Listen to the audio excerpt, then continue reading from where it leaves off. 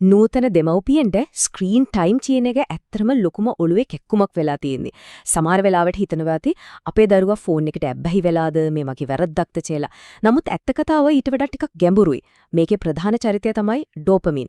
වේගයෙන් මාරු වෙන උත්තේජනය වැඩි වීඩියෝ දරුවන්ගේ අවධානයට හානි කරනවා. හැබැයි බය වෙන දෙයක් නෑ. ළමා මනෝවිද්‍යාඥයින් පවා අනුමත කරන පැහැදිලි විසඳුමු තියෙනවා. අපි අද ඒ ගැනයි ගැඹුරින්ම කතා කරන්න යන්නේ. ඉතින් අපි මුලින්ම මේ ප්‍රශ්නේ අහන්න ඕන. ස්ක්‍රීන් ටයිම් කියන දේ ඇත්තටම දරුවන්ට එච්චරම නරක දෙයක්ද? නැත්නම් අපි මේ ගැන ඕනට වඩා බය වෙලාද? මොකද මේ ගැන එක එක්කෙනා එක එක කතා කියන නිසා ගොඩක් අය ඉන්නේ ලොකු ව්‍යාකූල තත්වයක. මේක ඇහුවාම ටිකක් පුදුම හිතෙනව නේද? යුනිසෙෆ් ආයතනය එයාලගේ ඩිජිටල් ලෝකයක ළමා කාලය කියන වාර්තාවෙන් කියන්නේ මෙහෙම දෙයක්. මේකෙන් කියවෙන්නේ අපි මෙච්චර කාල හිතාගෙන හිටපු දේ එහෙමම නෙවෙයි කියන එක.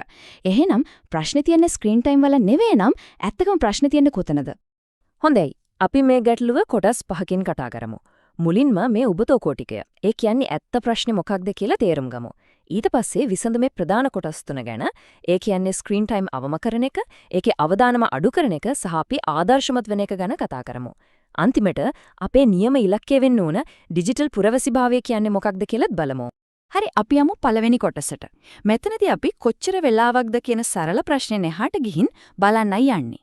මොකද ඇත්ත ප්‍රශ්නේ තියෙන්නේ විනාඩි ගානේ නෙවෙයි. යුනිසෙෆ් වාර්තාවට අනුව දරුවෙක්ගේ මානසික සෞඛ්‍යයට බලපන්න තිරය දිහා බලාගෙන ඉන්න කාලයම නෙවෙයි.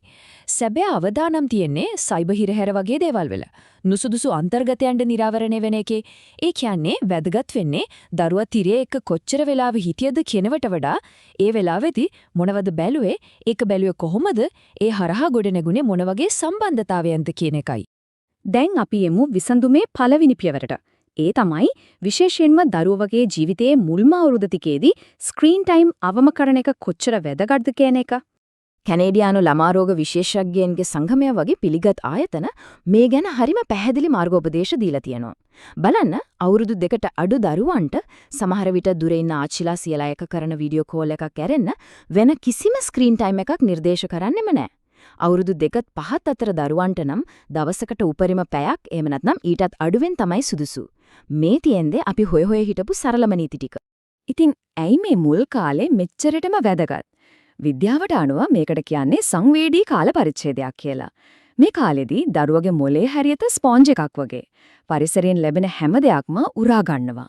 මේ කාලෙදී ලැබෙන අත්දැකීම් තමයි ජීවිත කාලෙටම යාළගේ මොලේ ස්නායු සම්බන්ධතා හැඩගස්වන්නේ. නියුරෝසයන්ස් නිවුස් සංගරාවේ පළවුණු පර්යේෂණයකින් හරිම වැදගත් දෙයක් කියනවා. ඒ තමයි අවුරුදු 2කට කලින් ඕනවට වඩා තිරයට නිරාවරණය වුණොත් මොලේ වේඩෙන් මියරණව වෙන්න පුළුවන්. හැබැයි ඒක අකාර්යක්ෂම විදිහටලු වෙන්නේ. මේක පස්සේ කාලෙකදී ඒ කියන්නේ නවයෝන් වියේදී තීරණ ගැනීමේ හැකියාව අඩු වෙන්නයි අනවශ්‍ය බිය, ඒ කියන්නේ කාංසාව වැඩි වෙන්න හේතු වෙන්න පුළුවන් කියලා උන් පෙන්වා දෙන්නේ. අවම කිරීමේ නීතිය පිටිපස්සේ තියෙන විද්‍යාව තමයි. හරි. දැන් අපි යමු විසඳුමේ දෙවෙනි කොටසට. දරුවන් තිර භාවිතා කරන වෙලාවට ඒකෙන් වෙන්න පුරුවන් හානිය අවම කරගන්නේ කොහොමද? මෙතනදී තමයි ප්‍රමාණයට වඩා ගුණාත්මකභාවය වැදගත් වෙන්නේ.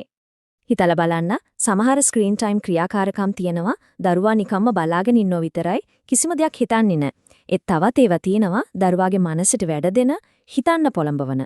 අපේ ඉලක්කය වෙන්න ඕනේ හැම වෙලේම මේ දෙවෙනි වර්ගය. ඒ කියන්නේ අඩු උත්තේජනයක් තියෙන, අධ්‍යාපනික වටිනාකමක් තියෙන අන්තර්ගතයන් තෝරගන්න එක. එහෙනම් කොහොමද අපි හොඳ අන්තර්ගතයක් තෝරගන්නේ? මේ ඉගෙනීමේ කුළුණු 4 කියන රාමුව පාවිච්චි කරන්න පුළුවන්. දරුවාට හිතන්න දෙයක් ඒකේ පියනවාද? ඒකේ දරුවගේ ජීවිතයට සම්බන්ධ දෙයක්ද? බ්ලූයි, ඩැනියල් ටයිගර්ස් නෙබර්හුඩ් වගේ කාටුන් මේකට නියම උදාහරණ.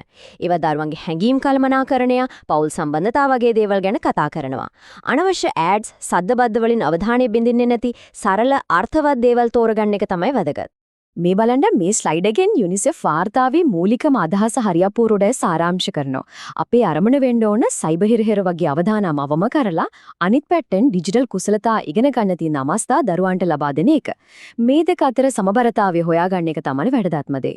දැන් අපි එනවා විසඳුමේ අන්තිම ඒ වගේම සමහර විට වැදගත්ම කොටසට. ඒ තමයි දෙමෝපියන් විදියට සහ බාරකරුවන් විදියට අපේ හැසිරීම කොච්චර බලපානවද කියන එක. ඇත්තටම දරුවන්ට නීති දානවට වඩා අපිම හොඳ ආදර්ශයක් දෙන එක 10 ගුණයකින් බලවත්. කෑම මේසය වගේටන් තිර වලින් තොර කලාප හදාගන්න. ඒ වගේම අපිට තාක්ෂණයම අපේ උදවට පාවිච්චි කරන්නත් පුරුවන්. Google Family Link වගේ ඇප් එකකින් දරුවා ෆෝන් එක පාවිච්චි කරන වෙලාව සීමා කරන්න, නුසුදුසු දේවල් બ્લોක් කරන්න පුළුවන්. YouTube Kids app එකේ search පහසුකම off කරලා අපි අනුමත කරපු වීඩියෝ විතරක් බලන්න දෙන්න. මේවා නීති පැනවීමක් නෙවෙයි ආරක්ෂිත පරිසරයක් හදලා දීමක්. හොඳයි. අවසාන වශයෙන් අපි මේ මුළු සංවාදයේම සරල නීතිමාලාවකින් එහාට අරගෙන යමු. අපේ දිගුකාලීන ඉලක්කය වෙන්න ඕනේ ඩිජිටල් පුරවැසි භවය ගොඩනගන එක.